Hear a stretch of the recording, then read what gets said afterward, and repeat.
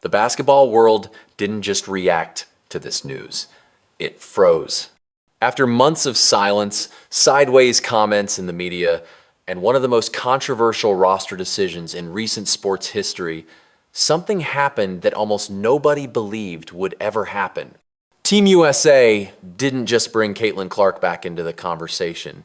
They handed her the keys in a move that stunned analysts, former players, and even longtime insiders. The same program that once said she wasn't ready officially named her the captain.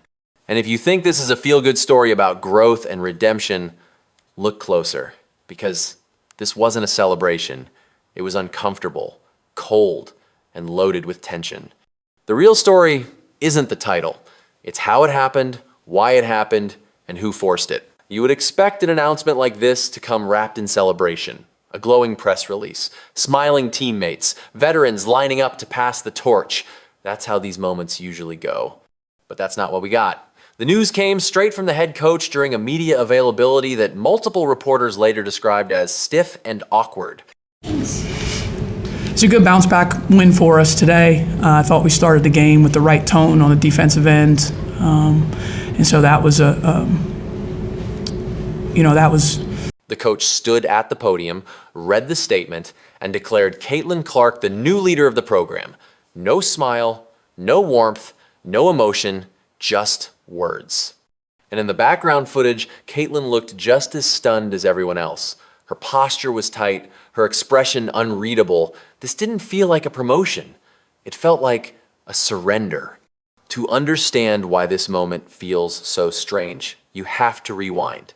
You cannot separate this decision from what happened in 2024. That summer wasn't just about basketball. It was a cultural flashpoint. When Caitlin Clark was left off the Olympic roster, the justification wasn't subtle. It was loud and aggressive. We heard she was too young, too inexperienced, that the international game was too physical, that chemistry mattered more than talent. The message was clear. There is a hierarchy, and rookies wait their turn. Fans didn't buy it. The backlash was immediate and intense, but Team USA leadership held firm. They won gold and used that medal as proof that the system worked. No single player is bigger than the program, case closed. Except it wasn't closed, because less than 18 months later, that entire philosophy collapsed. The same player who supposedly disrupted chemistry is now trusted to lead the entire team. The basketball reasons didn't change. Caitlin didn't suddenly age 10 years. The veterans didn't suddenly decide to step aside. The only thing that changed was leverage. And once you understand that, everything starts to make sense. This is where the conversation shifts from basketball to business. Caitlin Clark didn't just bring talent into the league. She brought attention. Ratings exploded. Arenas sold out. Merchandise numbers shattered records. Broadcasts featuring her outperformed expectations across the board. Meanwhile, the national team, outside of Olympic moments, struggled to generate the same excitement. Insiders have been whispering for months that sponsors and network executives were growing impatient. People tune in to watch Caitlin. When she isn't featured, casual viewers change the channel. And according to multiple sources, that message was delivered bluntly behind closed doors. The speculation is that this wasn't a coaching decision at all. It was a survival move, a corporate mandate. Either make Caitlin the face of the program or watch funding, primetime slots, and promotional support disappear. That explains the body language. That explains the lack of celebration. The coach wasn't announcing a personal decision. She was reading from a script written by people who signed the checks.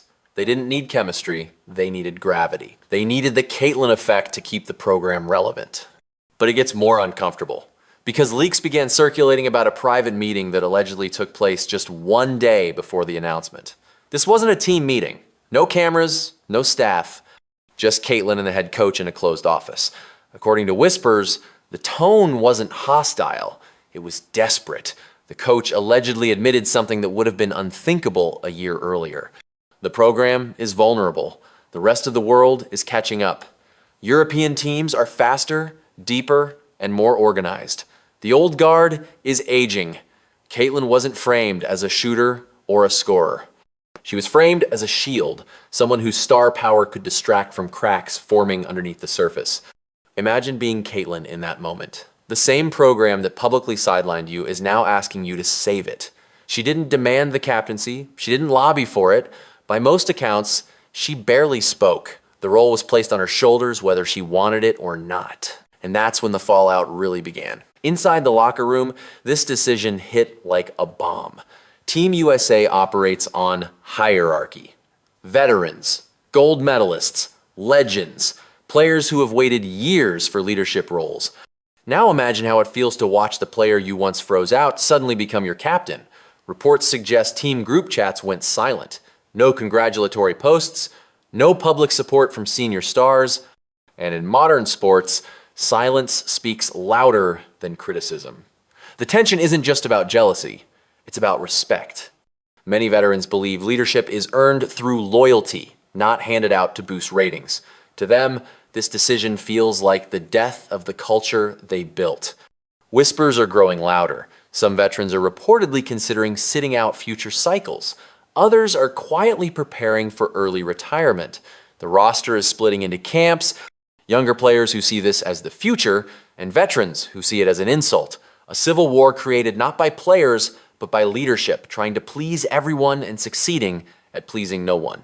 Caitlin understands all of this. Sources close to her say when she was called into that meeting, she expected bad news. She thought she was about to be reprimanded or sidelined again. When the offer came, she hesitated. She knows exactly what the captain label means. It puts a target on her back. If the chemistry fails, it's her fault. If veterans resist, she lost the locker room.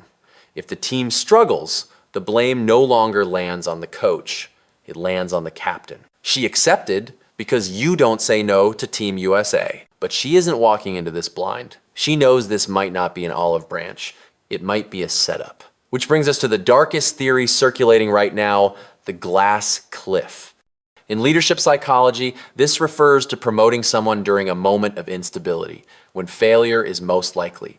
If they succeed, leadership takes credit. If they fail, they take the fall. Look at the timing. The roster is aging. Global competition is rising. Expectations are unrealistic. By naming Caitlin captain now, leadership created the perfect escape route. If she wins, they adapted. If she loses, they were right all along. The internet saw this immediately. On one side, Clark supporters are celebrating. To them, this is justice. Talent finally winning over politics. They're flooding social media with edits, mockery, and demands for apologies. On the other side, longtime fans are furious. They believe the sport is being sold for clicks, that a second-year player shouldn't lead legends. Comment sections have turned into war zones. And ironically, that chaos is exactly what executives wanted. Attention, engagement, relevance, whether it's praise or outrage doesn't matter as long as people are watching. Go back and watch the press conference again. The nonverbal cues say everything. The coach avoided eye contact. Caitlin sat with her arms crossed. Her answers were short and polished, but distant. No laughter, no warmth, and the absence of senior players was glaring. It was just Caitlin and the administration isolated. A perfect visual metaphor for where the team stands right now. Training camp begins next week, and when Caitlin steps onto that court wearing the captain designation, every interaction will be dissected. Will veterans pass her the ball? Will they listen when she calls a play? Every glance, every huddle, every missed shot will be magnified. Caitlin has handled pressure before. Records, draft expectations, physical targeting. But leading people who might secretly want you to fail is a different kind of battle. That's psychological warfare. This decision doesn't just impact Team USA. It changes the league. It signals that popularity now rivals seniority. That marketability carries weight. For other players, it's a wake-up call. The hierarchy is shifting. The Caitlin era isn't coming. It's already here.